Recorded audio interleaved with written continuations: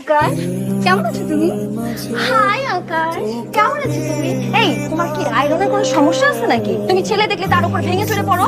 হ্যাঁরে বাবা, ক্লাসমেটের উপর পড়তেই পারি। তোমার হাত পা ভেঙে আমি একদম ক্লাসমেট।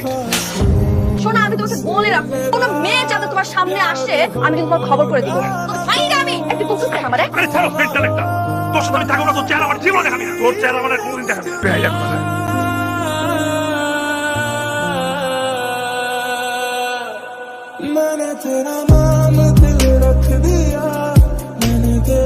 আমার কাছে আমার সবকিছু আছে, শুধু তুমি নেই। সময়টা 6 বছর আগে আমি তোমার অপেক্ষায় ছিলাম।